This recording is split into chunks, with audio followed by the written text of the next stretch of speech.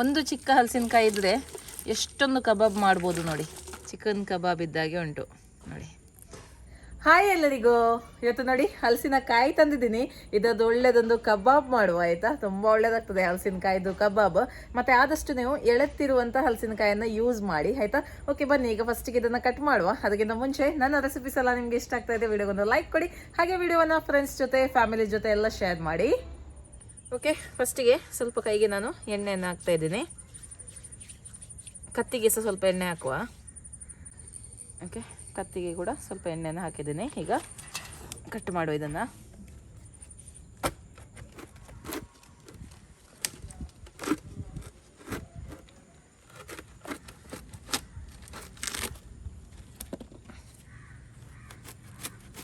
ಈ ಮಧ್ಯದಲ್ಲಿರುವಂತಹ ದಂಟನ್ನು ತೆಗಿಬೇಕು,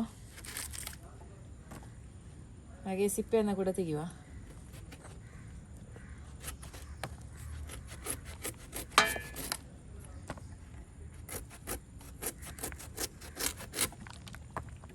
ಈಗ ಇದನ್ನು ಕಟ್ ಮಾಡ್ತಾ ಇದ್ದೀನಿ. ನಿಮಗೆ ಬೇಕಾಗಿರುವಂಥ ಸೈಜಲ್ಲಿ ಕಟ್ ಮಾಡ್ಕೊಳ್ಳಿ. ನಾನು ಮೀಡಿಯಮ್ ಸೈಜಲ್ಲಿ ಕಟ್ ಮಾಡ್ತಾ ಇದ್ದೀನಿ. ಇದನ್ನು ಕೂಡಲೇ ನೀರಿಗೆ ಹಾಕಬೇಕು ನೋಡಿ. ಈಗ ಇದನ್ನು ಬೇಯಿಸ್ಲಿಕ್ಕೆ ಇಟ್ಟಿದ್ದೀನಿ. ಸ್ವಲ್ಪ ಉಪ್ಪನ್ನು ಹಾಕ್ತಾ ಇದ್ದೀನಿ, ಸ್ವಲ್ಪ ಸಾಕು, ಜಾಸ್ತಿ ಬೇಡ. ಇದೊಂದು 50% ಬೆಂದರೆ ಸಾಕು. ಒಳ್ಳೆ ರೀತಿಯಲ್ಲಿ ಬೇಯಿಸಿ ನೋಡಿ. ಇದೀಗ 50% ಬೆಂದಿದೆ. ಇದನ್ನು ತೆಗೆದು ಬಿಡುವ. ಪೂರ್ತಿಯಾಗಿ ಬೇಯಿಸೋದು ಬೇಡ, ಮತ್ತೆ ಫ್ರೈ ಮಾಡ್ಲಿಕ್ಕೆ ಉಂಟಲ್ಲ, ಹಾಗಾಗಿ ತೆಗೆದು ಬಿಡುವ. ನೀರಿರಬಾರ್ದು, ನೀರಿನ ಅಂಶ ಎಲ್ಲ ಹೋಗಬೇಕು. ಒಳ್ಳೆ ರೀತಿಯಲ್ಲಿ ಸ್ಟ್ರೈನ್ ಮಾಡಿ ತೆಕ್ಕೊಳ್ಳಿ ಆಯಿತಾ. ಈಗ ಕಬಾಬ್ ಮಾಡಲಿಕ್ಕೆ ಮಸಾಲೆಯನ್ನು ರೆಡಿ ಮಾಡುವ. 4 ಟೇಬಲ್ ಚಮಚದಷ್ಟು ಅಚ್ಕಾರದ ಪುಡಿ, 1/4 ಚಮಚದಷ್ಟು ಅರಿಶಿಣದ ಪುಡಿ, 1 ಚಮಚದಷ್ಟು ಪೆಪ್ಪರ್ ಪುಡಿ, 1.5 ಟೇಬಲ್ ಚಮಚದಷ್ಟು ಶುಂಠಿ ಬೆಳ್ಳುಳ್ಳಿ ಪೇಸ್ಟನ್ನು ಹಾಕ್ತಾ ಇದ್ದೀನಿ. ಅರ್ಧ ಲೆಮನ್ ಜ್ಯೂಸನ್ನು ಹಾಕ್ತಾ ಇದ್ದೀನಿ.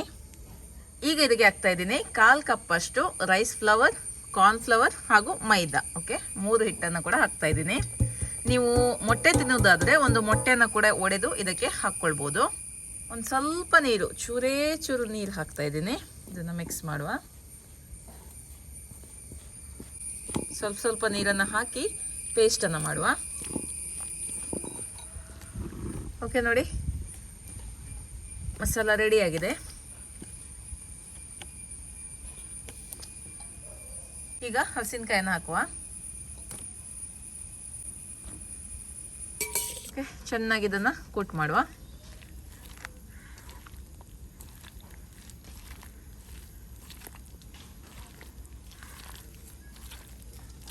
ನೀವು ಆದಷ್ಟು ಎಳೆತ್ತು ಹಲಸಿನಕಾಯನ್ನು ಯೂಸ್ ಮಾಡ್ಕೊಳ್ಳಿ,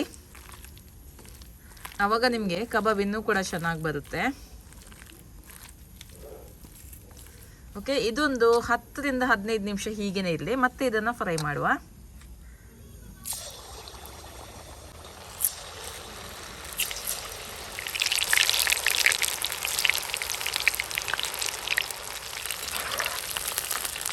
ನೋಡಿ, ಇದು ಬೇಗ ಫ್ರೈ ಆಗುತ್ತೆ.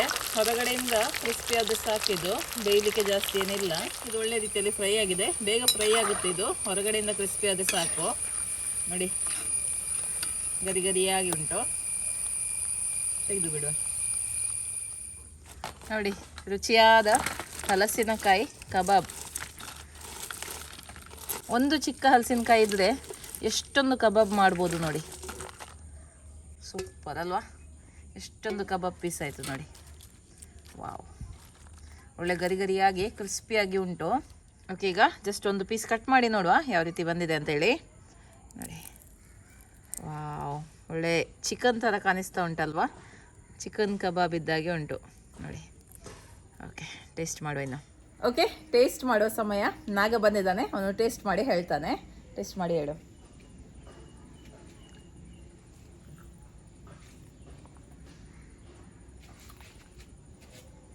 ಕದುಮ್ ಕದುಮ್ ಅಂತ ಆಗ್ತಾ ಇದೆಯಲ್ಲ, ಪೂರ್ತಿಯಾಗಿ ತಿನ್ನು ಆಯ್ತಾ.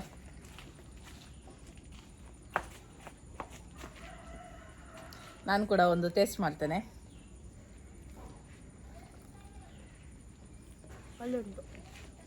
ಒಳ್ಳೆದುಂಟಾ? ತಗೋ ಇನ್ನೊಂದು. ತುಂಬಾ ಚೆನ್ನಾಗಿದೆ ಅಲ್ಲ? ಚೆನ್ನಾಗಿದೆ ಅಲ್ಲ? ಹಲಸಿನಕಾಯಿಯ ಕಬಾಬು ಒಳ್ಳೆದಾಗ್ತದೆ. ಚಿಕನ್ ಕೂಡ ಎಂತ ಬೇಡ ಇದ್ರ ಮುಂದೆ. ಮತ್ತು ಇನ್ನೊಂದು, ನಿಮಗೆ ಎಳೆತು ಹಲಸಿನಕಾಯಿ ಸಿಗದಿದ್ರೆ ನೀವು ಇದನ್ನು ಮಾತ್ರ ಯೂಸ್ ಮಾಡಿ ಕಬಾಬ್ ಮಾಡಿದರೆ ಆಯಿತು ಆಯಿತಾ. ಬೀಜ ಎಲ್ಲ ತೆಗೆದು ಖಾಲಿ ಇದನ್ನು ಯೂಸ್ ಮಾಡಿ ಕಬಾಬ್ ಮಾಡಿದರೆ ಕೂಡ ತುಂಬಾ ಚೆನ್ನಾಗಿ ಬರುತ್ತೆ. ಎಳೆತು ಸಿಕ್ಕಿದ್ರೆ ಇಡೀ ನೀವು ನಾನು ಇವತ್ತು ತೋರಿಸಿದಾಗೆ ಮಾಡ್ಬೋದು. ಸಿಗದಿದ್ರೆ ಮಾತ್ರ ಈ ಥರ ನೀವು ಮಾಡ್ಬೋದು, ಅದು ಕೂಡ ತುಂಬಾ ಚೆನ್ನಾಗಾಗುತ್ತೆ. ಕಬಾಬ್ ಅಂತೂ ಸೂಪರ್ ಆಗಿದೆ. ನೀವು ಕೂಡ ಇದನ್ನು ಟ್ರೈ ಮಾಡಿ ನಿಮ್ಮ ಅಭಿಪ್ರಾಯವನ್ನು ನನಗೆ ತಿಳಿಸಿ. ಓಕೆ, ಬಾಯ್.